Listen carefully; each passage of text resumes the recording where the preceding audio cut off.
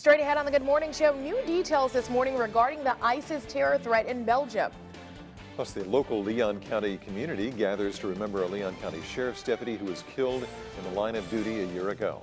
And Know Your Status, a local organization, is making sure the community is informed about HIV and AIDS, as well as resources available in the area. Rob Nick is here talking about that forecast on this Monday. Get ready to have the big chill as you walk out the door this morning. Live from the WCTV studios, this is the Good Morning Show. Coverage you can count on.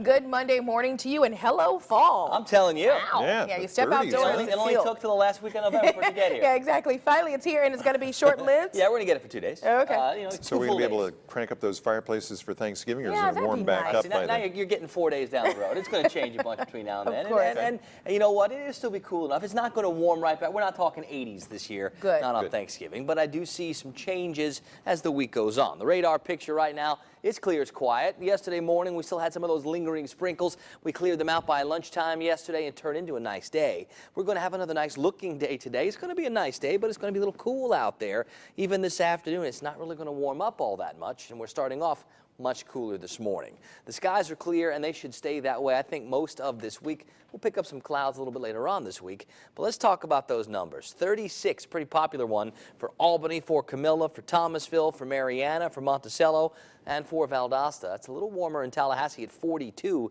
and that's the range of temperatures. A pretty tight grouping again, from 36 to 42. Many areas in the 30s, and the air to the north and to the west, it's even a little bit cooler. So that's what will slowly seep in for us tomorrow morning. I think tomorrow morning likely going to be the coldest of the week. Nothing much cooking on that future cast. We'll see a few clouds perk back up by Wednesday, by Thursday.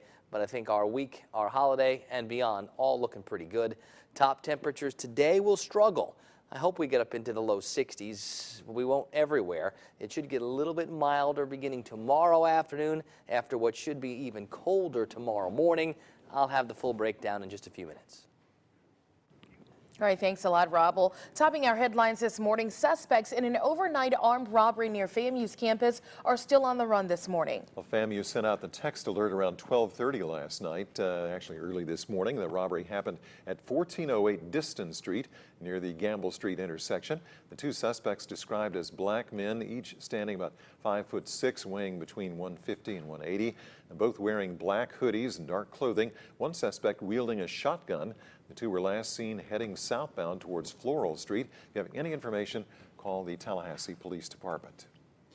Well, schools and public transportation remain closed in Belgium over fears of an imminent Paris-style terror attack. Authorities arrested more than a dozen people in raids overnight, but have yet to track down suspected Paris attacker Salah Abdeslam. Don Champion has the latest.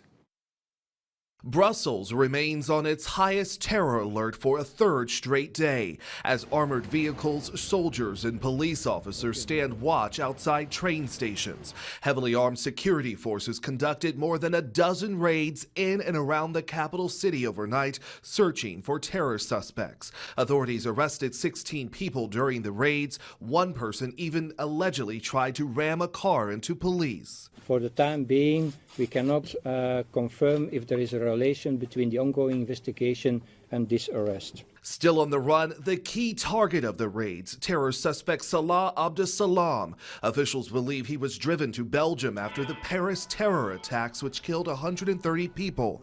Abdeslam's brother Mohammed issued yet another plea Sunday for him to turn himself in. We'd rather see Salah in jail than in a cemetery, he said. Concerns about terrorism are also high here at home. Leading Democratic Senator Dianne Feinstein says the U.S. must do more to fight ISIS. I'm concerned that we don't have the time and we don't have years.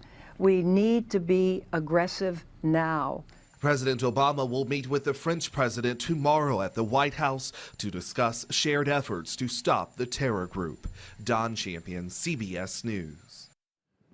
And the British Prime Minister David Cameron is in Paris meeting with French President Francois Hollande today. During a news conference, the two leaders agreed to share more information to help combat ISIS. Yesterday marked a year since Leon County Sheriff's Deputy Chris Smith was killed in the line of duty. Curtis Holly ambushed law enforcement, killing Smith after Holly set his own house on fire. While people living in the area still remember the scene in their neighborhood, there is not much left of that house or the lot there where the house once stood. Neighbors say that the incident has drawn them closer together, looking after one another. On the anniversary, hundreds of first responders came out to support and honor Deputy Chris Smith's family. The Thin Blue Line event was held at North Florida Baptist Church in Tallahassee. Dozens of these bands were also given away to signify the sacrifice made by those at the front lines. For many, it was a day of reflection. Several agencies were at the service, including LCSO, TPD, the Florida Highway Patrol, and the Florida State University Police Department. With World AIDS Day around the corner, one organization is working to keep the public informed about this deadly disease. Sunday, the Minority Alliance Advocating Community Awareness and Action, also known as MACA, hosted its 5th annual Capital City World AIDS Day kickoff. The public was invited to come out to the Holiday Inn Suites to hear from guest speakers about new advancements in HIV and AIDS research, testing sites, and organizations that help those affected by the disease. World AIDS Day is Tuesday, December 1st. If you'd like to learn more about MACA, visit our website, WCTV.tv. Governor Rick Scott is set to release his budget plan today. Scott will hold a news conference in Jacksonville. The governor made it clear that he will push for large tax cuts next year and that he wants to create a $250 million fund for economic incentives. Well, Scott also said that he will propose additional money for issues such as upgrading FDLE crime labs and improving mental health. All right, the American Music Awards were handed out last night and the stars were out. That's right. Eyewitness News reporter Charlene Cristobal joins us live in studio with a recap of what you may have missed. Good morning, Charlene. Good morning, Art and Shonda. Well, like you said, the American Music Awards were last night, and everyone, of course, took to social media to comment about, well, pretty much everything. Nicki Minaj got most of those comments. People were saying that the singer was, quote, throwing major shade, this look right here, at Jennifer Lopez's opening melody. J-Lo was the year's host, and in her opening, she sung through a bunch of songs, including Nicki's track, Anaconda. People are saying that when cameras turned to Nicki to see her reaction to J-Lo singing and dancing her song, she was less than impressed. I was wondering if after all these years you'd like to meet.